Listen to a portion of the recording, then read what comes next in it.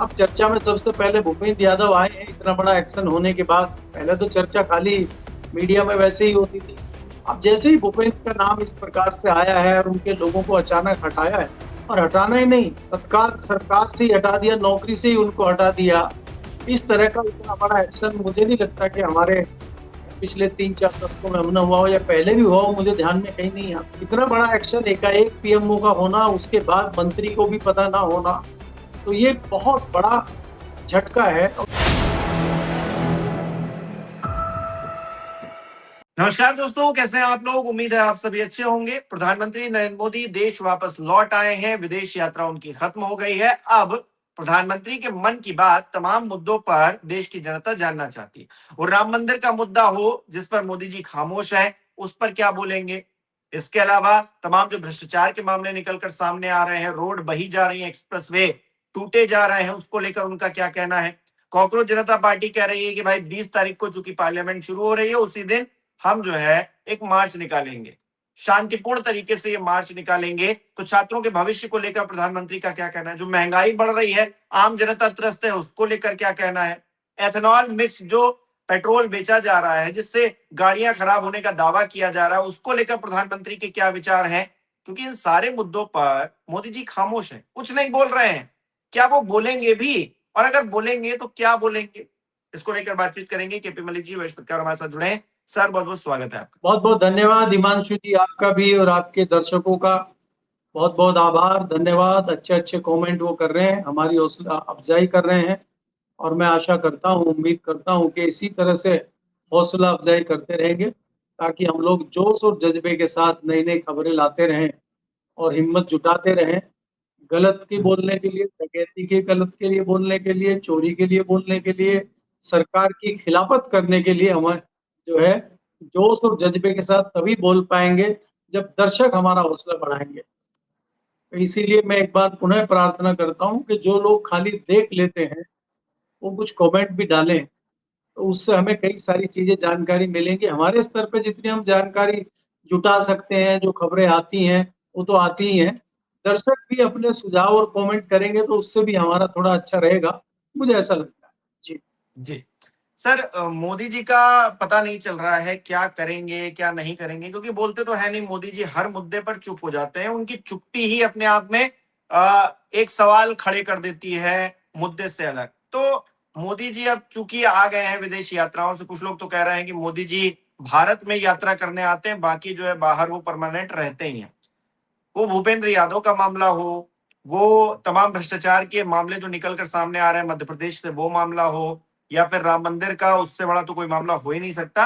मोदी जी कुछ बोलेंगे, मोदी जी कुछ करेंगे, या फिर अमित शाह जी अंदर ही अंदर सब कुछ हैंडल कर लेंगे और मोदी जी जो है खामोश रहेंगे। और कल को जब उत्तर प्रदेश में चुनाव होगा तो एकदम से आएंगे यहाँ पर और अखिलेश यादव ने ये किया, कांग्रेस ने ये किया, ये कहकर सारे मामले को खत्म कर देंगे। यही प्लान है क्या इनका।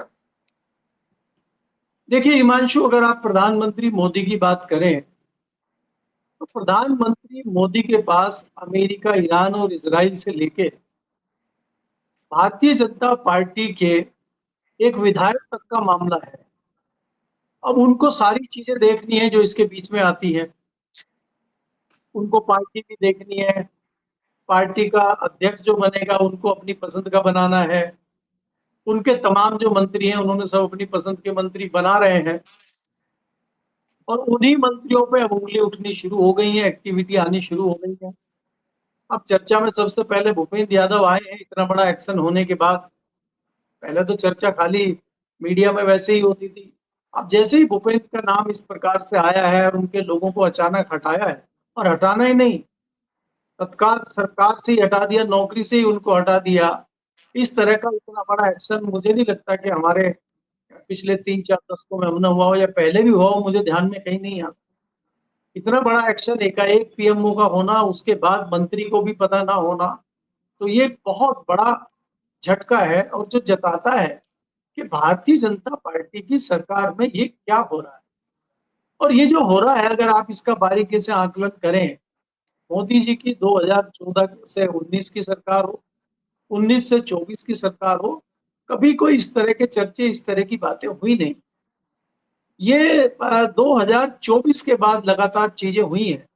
और अगर आप विपक्ष के नजरिए से इस बात को देखते हैं, बीच बीच में राहुल गांधी ने कई बार इशारा इस तरह का किया है कि हमें जो है अंदर से सूचनाएं आने लगी हैं घोटाले घपलों की, गड़बड़ियों की, बहुत सारी चीजों। तो हमें ये देखना होगा कि ये चीजें 2019 में तो आती नहीं थी, 2022 में तो आती नहीं थी, ये 24 के बाद ही क्यों? तो कहीं न कहीं ये लगा है कि जो प्रशासन है, जो सरकार है, जो सत्ता है, कहीं उस पे मोदी जी की पकड़ कमजोर होती जा रही है क्या? और चुनौतियाँ बढ़ती जा रही हैं क्या? चाहे वो चुनौतियाँ देश की हों, चाहे विदेश की हों। अगर आप देखें जिस प्रकार से विदेश में भी चीजें चल रही हैं, हम दोस्ती कर रहे हैं अमेरिका से, और मुझे नहीं लगता खाली मोदी जी सैटिस्फाई होंगे, मैं तो सैटिस्फाई नहीं हूँ कि क्या हमारी दोस्ती पक्की हो गई है अमेरिका से? आज हम अमेरिका के ऊपर विश्वास कर सकते हैं? मोदी जी इज़राइल गए थे और इज़राइल में बड़ा सम्मान उनका हुआ था, और अगले ही दिन ईरान पे हमला कर दिया था इज़राइल ने। तो क्या इज़राइल के साथ हमारी दोस्ती पक्की है क्या? हमारी दोस्ती जिसके साथ थी रशिया के, उससे हमारी दोस्ती लगभग टूट चुकी है, तो उसमें कुछ होगा क्या? हमने चाइना के साथ दोस्ती करने की कोशिश की थी, तो उन्होंने हमारे साथ क्या किया वो भी सबको पता है। फिर एकाएक हम चाइना के विरोध में हो गए और हमने वहाँ पे जो है आयात-निर्यात बंद कर दिया और बहुत सारी चीज़ें हुई, बहुत सारे आपने किस्से कहानियाँ सुने। तो हम कर क्या रहे हैं? तो मोदी जी अभी चौतरफा घिरे हुए हैं कई सारी चीज़ों में, और अब उनको समझ में नहीं आ रहा। आप बात हम्म। करते हैं तो लंबी विदेश यात्राओं पे रहते हैं, और अभी फिलहाल कल ही वो दिल्ली पहुंचे हैं विदेश यात्रा करके, 3 देशों की यात्रा पे थे। 6 दिन की यात्रा खत्म करके पहुंचे हैं, और दिल्ली में जो अंदर हंगामा मचा हुआ है, ये भारतीय जनता पार्टी है, यहाँ अंदर क्या हो रहा है किसी को पता नहीं लगता है। लेकिन अब धीरे-धीरे चीजें बाहर आने लगी। अब ये जो घटना एकाएक हुई है, इसके क्या मायने हैं? मुख्यमंत्री मध्य प्रदेश के, इतना बड़ा राज्य है, उसका एक मुख्यमंत्री के खिलाफ किसी अखबार में छपना, उसके क्या मायने हैं? उसी स्टेट के एक कद्दावर नेता भारतीय जनता पार्टी के, उनका टिकट कटना, और टिकट कटने पे 24 घंटे इतना बड़ा हंगामा होना, क्या संदेश देता है? तो ये उन लोगों के लिए समझने वाली बात है जो बॉडी लैंग्वेज देखते हैं, या सत्ता पे नजर रखते हैं, या विश्लेषक हैं वो, या राजनीति पे ध्यान देते हैं, तो उनके लिए ये बहुत बड़ा बदलाव दिखाई दे रहा है कि कुछ बड़ा होने जा रहा है। और ये हम्म। भारतीय जनता पार्टी के अंदर से ही चीजें हो रही हैं। तीसरी जो बड़ी घटना हुई है वो आपने देखी कि राष्ट्रीय अध्यक्ष आए हैं बिहार से, उनकी जो सीट थी विधानसभा की वो खाली हुई, और उस पर उन्होंने अपने करीबी व्यक्ति को जो है टिकट दे दिया। वो टिकट देने से पहले उन्होंने किससे पूछा, या अपनी मर्जी से टिकट दे दिया, और बाद में उस व्यक्ति को टिकट पर्चा अपना वापस लेना पड़ा। तो ये भारतीय जनता पार्टी में कोई छोटी मोटी बात नहीं है कि राष्ट्रीय अध्यक्ष को दिल पे पत्थर रखना पड़े। तो ये क्या हो रहा है भारतीय जनता पार्टी के अंदर? भारतीय जनता पार्टी के अंदर जो गुजरात लॉबी है, और उसके दो बड़े नेता हैं, क्या वहां भी कुछ वर्चस्व की लड़ाई हो रही है क्या? क्या वहां भी कुछ इस तरह की घटनाएं चल रही हैं क्या? बहुत सारे सवाल खड़े होते हैं। अब अगर आप हम्म। दूसरी बात करते हैं उत्तर प्रदेश के नजरिए से, उत्तर प्रदेश में अभी चुनाव है बहुत जल्द। उसके बाद वहां पे इतनी बड़ी घटना हो गई है मंदिर की, और उस मंदिर की घटना पे प्रधानमंत्री मोदी का कोई वक्तव्य ना आना, संघ प्रमुख का कोई वक्तव्य ना आना, देश के गृह मंत्री जिनको कहते हैं दूसरे नंबर के नेता है, वही सरकार चला रहे हैं, उनका कोई वक्तव्य ना आना। तो भारतीय जनता पार्टी के किसी भी बड़े अधिकारी पदाधिकारी का वक्तव्य ना आना राम मंदिर चोरी पे भी बहुत सवाल खड़े करता है। दूसरी ओर अगर आप योगी जी को भी देखेंगे, योगी का भी कोई बहुत बड़ा वक्तव्य उस तरीके से नहीं आया जैसे आना चाहिए। उन्होंने नहीं, एसआईटी योगी बनाई। जी कहेंगे भी क्या सर? ये भी तो है, योगी जी ने पहले कहा 15 दिन हमको दे दीजिए, 500 साल इंतजार किया है, 15 दिन तो हो गया, 15 दिन जब पूरे हो गए तो कहा 15 दिन और दे दीजिए। अब 1 महीना होने को आया है, तो 1 महीने में भी कुछ किया तो है नहीं। हालांकि सुप्रीम कोर्ट में अब सुनवाई हो रही है, सुप्रीम कोर्ट ये कह रहा है कि भाई स्टेट गवर्नमेंट बताए, सेंट्रल गवर्नमेंट बताए, ट्रस्ट बताए, सबको नोटिस भेज दी गई हैं। अधिकारी कौन जांच कर रहे हैं उनके बारे में भी बताएं, सब कुछ बताएं बताएं बताएं चल रहा है। अगले हफ्ते फिर से सुनवाई होगी तो कितना बताया है सरकार ने ये भी देख लिया जाएगा। लेकिन पूरे मामले पर तो ऐसी मतलब खाना पूर्ति हो रही है सब। देखिए हिमांशु, अगर आप ये देखें, ये तो 1 महीने से अधिक का समय हो गया और इसमें मैं इसीलिए कह रहा हूं कि किसी का कोई वक्तव्य नहीं आ रहा है, किसी का कोई विचार नहीं आ रहा है। योगी जी ने खाली ये स्टेटमेंट दिया था कि एसआईटी बनी है, 15 दिन का समय दीजिए, दूध का दूध और पानी का पानी हो जाएगा। इससे ज्यादा वो कुछ नहीं बोले हैं। वो क्यों नहीं बोल रहे हैं? क्योंकि मामला कहीं ना कहीं आरएसएस का, विश्व हिंदू परिषद का और भारतीय जनता पार्टी का है। और अगर हम इसको राजनीतिक लिहाज से देखते हैं, राजनीतिक विश्लेषक होने के नाते अगर मैं इसका विश्लेषण करता हूं, तो मैं इस नतीजे पे पहुंचता हूं कि भारतीय जनता पार्टी के लिए बहुत बड़ा डेंट है। भारतीय जनता पार्टी को इस घटना से बहुत बड़ा नुकसान हो सकता है। भारतीय जनता पार्टी 3-4 दशकों से जो लाभ उठा रही थी राम मंदिर का, राम के नाम का, अब वही राम का नाम उनके लिए जो है अ, गले की हड्डी बन गया है। अब जिस राम की आप बात करते हैं, जिस राम को बताते हैं कि वो हमारे आराध्य हैं, आपने उन्हीं के घर में चोरी डकैती हो गई है और आप लोग कुछ नहीं कर पा रहे हैं। और कई मूर्ख लोग इस तरह की बात कर रहे हैं कि हिंदुओं के मंदिर में चोरी हुई है, हिंदुओं ने चोरी कर ली है, तो तुम्हारे पेट में दर्द क्यों हो रहा है? जब इस तरह की चीजें आने लगती हैं, तो कहीं ना कहीं एक मामला ऐसा फैलता है कि वो जनता को सोचने पर मजबूर करता है। और ये कोई ऐसा मामला नहीं है कि आप इसको डाइवर्ट कर दें कांग्रेस पे, डाइवर्ट कर दें किसी दूसरे सियासी दल पे, तो आप ये आरोप लगा के बच नहीं सकते। इसलिए मुझे दिखाई दे रहा है कि भारतीय जनता पार्टी को इसमें बड़ा नुकसान हो सकता है। और इसका आभास प्रदेश के मुख्यमंत्री योगी आदित्यनाथ को भी है और केंद्र की जो भारतीय जनता पार्टी है उसको भी है। इसीलिए इस पर बड़ा फूक फूक के कदम रखा जा रहा है। एक तो ये पहलू है। दूसरा पहलू ये है इसका कि ये तो हो गया।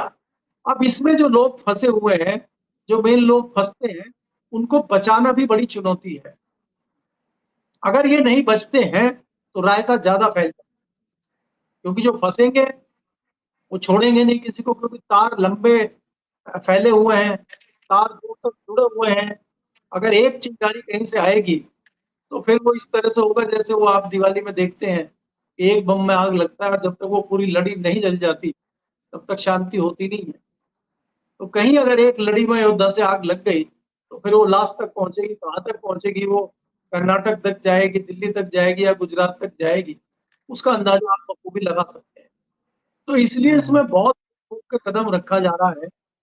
और ये मैं तो इसको मान के चलता हूँ कि ये सब लिंगर ऑन की बात है। धीरे धीरे जैसे आपने देखा पिछला 1.5 महीना गुजर गया है, इसी तरह धीरे धीरे समय बीतता जाएगा और बीच में कोई नया इशू आ जाएगा, उत्तर प्रदेश के इलेक्शन आ जाएंगे, कोई नई घटना हो जाएगी, तो हम लोग उधर डाइवर्ट हो जाएंगे और कह देंगे भाई वो एसआईटी जांच कर रही है, मंदिर का मामला चल रहा है, सुप्रीम कोर्ट में है।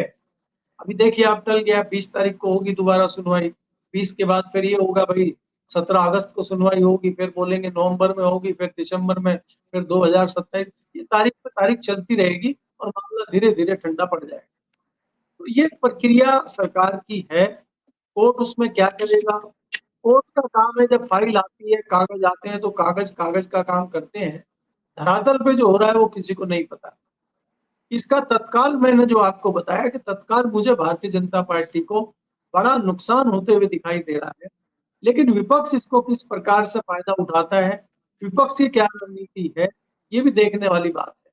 क्योंकि विपक्ष भी जिस प्रकार से इस मामले पे एकजुट होना चाहिए, जिस प्रकार से मुखर होना चाहिए, वो मुखर दिखाई दे नहीं रहा। वो अपने मुद्दों में उलझा हुआ है, वो अपने अपने अलग अलग मामलों में उलझा हुआ है।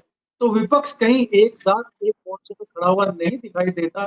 तो ये सोच कर कम से कम भारतीय जनता पार्टी एक राहत की सांस लेती है। और भारतीय जनता पार्टी के पास टूल की तो कमी है नहीं, वो तो आपको पता ही है कि भारतीय जनता पार्टी के पास साम दाम दंड भेद, तोता मैना चील कौवे सब है, तो वो भी अपना काम करेंगे। तो ऐसे में भारतीय जनता पार्टी कितनी चिंतित हो, कितना नुकसान का सोचे, ये तो मुझे नहीं लगता कि इस पे वो बहुत ज्यादा चिंतित होगी। लेकिन आम जन जो है, लोगों की जो आस्था है, उस पर कहीं ना कहीं एक चोट हुई है और उनके मन में एक सवाल खड़ा हो गया है। और उस सवाल का जवाब फिलहाल तो भारतीय जनता पार्टी के पास नहीं है। आने वाले समय में कोई सवाल का जवाब मिल जाए, वो एक बात अलग है। जी। अच्छा, ये सारी बातें सत्ता पक्ष की हो गई, उनकी कमजोरियों की हो गई। विपक्ष की भूमिका क्या देख रहे हैं इस वक्त, जब तमाम भ्रष्टाचार के मामले निकलकर सामने आ रहे हैं? राम मंदिर जैसा मुद्दा भी जो है अब जो है सवालों के घेरे में है। प्रधानमंत्री की चुप्पी है, हर तरफ से मतलब नेगेटिव खबरें आ रही हैं बीजेपी के लिए। विपक्ष की कोई भूमिका अब देख पा रहे हैं? क्योंकि मतलब खाली हम जीत जाएंगे इस भरोसे पर वो बैठे हुए हैं। देखिए हिमांशु, यहाँ फिर एक बार बीजेपी की तारीफ इसलिए करनी पड़ेगी कि बहुत अच्छे से मुझे याद है 10 साल की कांग्रेस की सरकार में सबसे ज्यादा होमवर्क भारतीय जनता पार्टी के लोग करते थे, क्योंकि भारतीय जनता पार्टी के कई सहयोगी दल हैं ऐसे जो रिसर्च करते हैं, काम करते हैं, बहुत अच्छा काम करते हैं। भारतीय जनता पार्टी में अलग अलग विंग हैं, वो काम करते हैं। तो जब सरकार में इस तरह की चीजें होती हैं तो फिर खबरें लीक होती हैं। भारतीय जनता पार्टी की सरकार, भारतीय जनता पार्टी खबरें लीक करती थी पत्रकारों को। कांग्रेस की सरकार थी तो कांग्रेस की सरकार से कुछ मंत्री, कुछ ब्यूरोक्रेट खबरें लीक करते थे, पत्रकारों को कागज देते थे। हम जैसे लोगों को भी कागज मिले हैं कई बार। भारतीय जनता पार्टी की सरकार में इस तरह की चीजें नहीं हो रही, क्योंकि ना ऐसे पत्रकार आजकल हैं। टीवी डिबेट कुछ हो नहीं सकती उन पे। टीवी में जो लोग बैठ रहे हैं, डिस्कशन कर रहे हैं, वो धूल में लठ मारने वाले हैं या टीवी एंकर हैं। जो संजीदा पत्रकार हैं उनकी तादाद बहुत कम हो चली है और उनके पास खबरों का टोटा है। तो ऐसे में रास्ता ब्यूरोक्रेट्स को भी नहीं मिलता, या अंदर के ही कुछ लोग हैं जो खबर को बाहर निकालना चाहते हैं, उनको भी नहीं कहीं रास्ता मिलता, तो फिर वो विपक्ष को खबरें देने लगते। और विपक्ष में भी किसको दें, कहीं पता चला विपक्षी ना भाजपा से मिला हुआ हो, वो भी डर, उनको डर लगता है। तो इसलिए बहुत मुश्किल रहती है खबरों का लीक होना।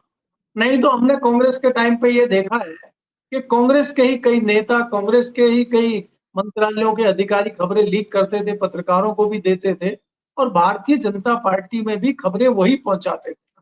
भारतीय जनता पार्टी को या केजरीवाल को कोई सपना थोड़ी आता था कि यहाँ घोटाला हो रहा है। वो तो अंदर के लोग ही खबरें देते हैं। भारतीय जनता पार्टी में जिस प्रकार से ये दो महत्वपूर्ण खबरें इंडियन एक्सप्रेस में छपी है, इसमें सोचने वाली बात यह है कि एक केंद्रीय मंत्री के बारे में खबर छपी है कि उन्होंने सब्सिडी ले ली है 99 लाख की, और दूसरा एक मुख्यमंत्री के बारे में इस तरह विस्तार से खबर इंडियन एक्सप्रेस में छपने का मतलब है कि खबर कहां से लीक हुई है। क्या उनके किसी कंपटीटर ने खबरें लीक करी हैं, या सरकार के किसी ब्यूरोक्रेट ने खबर लीक करी है? ये खबरें कहां से आई हैं, इस पर विचार करने वाली बात है। और क्या ये परंपरा आगे चलेगी? क्या हमें अभी इंडियन एक्सप्रेस पे नजर बना के रखना चाहिए? क्या इंडियन एक्सप्रेस में कल को कोई खबरें प्रकाशित हो सकती हैं फाइनेंस मिनिस्ट्री की? क्या कोई दूसरी मिनिस्ट्री की हो सकती है, एग्रीकल्चर मिनिस्ट्री की हो सकती है, या डिफेंस मिनिस्ट्री की हो सकती है क्या? क्योंकि हटाने में जिनमें नाम चल रहे हैं उसमें फाइनेंस मिनिस्टर भी है, उसमें डिफेंस मिनिस्टर भी है, उसमें एग्रीकल्चर मिनिस्टर भी है। तो क्या इन मंत्रालयों से भी इस तरह की खबरें बाहर आ सकती हैं क्या? इस तरह की भी उम्मीद की जा रही है, क्योंकि ये एक नया तरीका है जिस प्रकार से भूपेंद्र यादव की मिनिस्ट्री से ये बड़ी खबर आई है, और ये बहुत महत्वपूर्ण और बहुत बड़ी खबर है। इसने हिला के रख दिया है मीडिया को भी, पक्ष को भी और विपक्ष को भी, और बड़ी लंबी चर्चा इस पे चल रही है। तो अब लोगों को उम्मीद ये जगी है क्या इस तरह की खबरें और बाहर आएंगी, तो हम लोग उसी का इंतजार कर रहे हैं। प्रधानमंत्री जी का जो है पदार्पण हो चुका है भारत में। प्रधानमंत्री जी कल भारत आ चुके हैं, आज से उन्होंने अपना काम शुरू कर दिया है। अब जहां हम सुन रहे थे कि नया रिसफल होगा, कुछ नए लोग शामिल होंगे, अब नए लोग शामिल होंगे वो बात की बात है, अलग बात है। अभी तो ये सूची बन रही है कि कौन कौन हटेंगे, उसकी लंबी फेज बन रही है।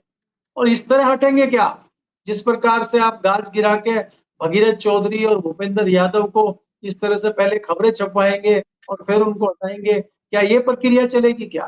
तो बहुत सारे सवाल हैं जिन पे दिल्ली में चर्चाएं चल रही हैं, लुटियन जोन में कानाफूसी चल रही है। बहुत सारी चीजें ऐसी खबरें हवा में तैर रही हैं।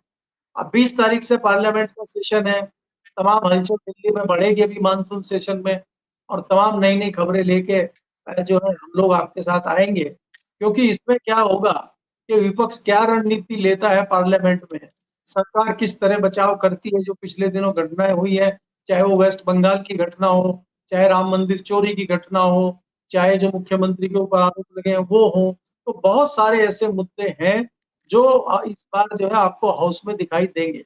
और सरकार जो अपनी प्लानिंग बना रही है कि भाई नया परिसीमन बनाया जाए, कानून में कुछ बदलाव की जाए, संविधान में भी कुछ बदलाव करने की चर्चाएं चल रही हैं, तो इस पे किस प्रकार से विपक्ष सत्ता को घेरता है, इस पे भी चर्चा होगी। दूसरा, आप देख रहे हैं कि एथनॉल का बहुत बड़ा मामला है। जिस प्रकार से अमेरिका ने हमारे उस पे पोर्ट पे हमला किया है, जो नया पोर्ट ईरान के साथ मिलके हम बना रहे थे, उस पे अमेरिका ने हमला किया है, तो उस पे क्यों हमला किया है? चाबहार पोर्ट की बात मैं कर रहा हूँ। चाबहार पोर्ट तो अमेरिका कहने पे ही हमने बनाना शुरू किया था, तो एकाएक अमेरिका ने उसी पे क्यों हमला कर दिया? ये सवाल भी विपक्ष सत्ता से पूछ सकता है, क्योंकि जवाब कुछ निकल के आता नहीं है। तो बहुत सारी उठापटक आपको इस मानसून सेशन में दिखाई देगी। तो मुझे लगता है कि सरकार भी उसकी तैयारी कर रही होगी कि किस प्रकार से जवाब दिया जाए। हालाँकि जवाब वो कम देते हैं, पैंतरेबाज़ी ज़्यादा करते हैं और अपने विद्वान सांसदों को आगे खड़ा कर देते हैं उसमें। जैसे आप जानते हैं कि वो दुबे जी जैसे लोग हैं और वो ऐसे उलझा के रख देते हैं कि जवाब कुछ आएगा नहीं और आप बोलते आपसे कुछ पड़ेगा नहीं। विपक्ष भी डर जाता है, उनसे वो ऐसी चीज़ें निकाल के लाते हैं। पीछे लाए दुबे थे ना जी बेचारे, दुबे राम जी तो मंदिर फंस गए ना सर। नहीं, राम मंदिर चोरी पे लाए थे ना निकाल के वो घेर दिया था उन्होंने पूरे विपक्ष को। आज तक सांस नहीं ले पाए अखिलेश यादव उनके लाए हुए जुमले पे। जी। और जिसने ये पूरी अफवाह फैलाई कि इतनी बार कॉल हुई, उसने खुद ही अखिलेश यादव से माफी मांग ली कि भाई हमारे पास कोई सबूत नहीं है, अब दुबे जी कैसे जवाब देंगे? ये बात जो है दुबे जी को सोचनी है। बहुत-बहुत शुक्रिया सर हमारे साथ जुड़ने के लिए, तमाम बातचीत के लिए। हमारे दर्शक किस तरह से देख रहे हैं इस विषय को कमेंट करके ज़रूर बताएँ। इस वीडियो को लाइक करना, शेयर करना मत भूलिएगा। हमारे चैनल को सब्सक्राइब नहीं किया तो वो भी ज़रूर कीजिएगा। आप हमें सहयोग भी कर सकते हैं ज्वाइन बटन पर क्लिक करके। बहुत-बहुत धन्यवाद।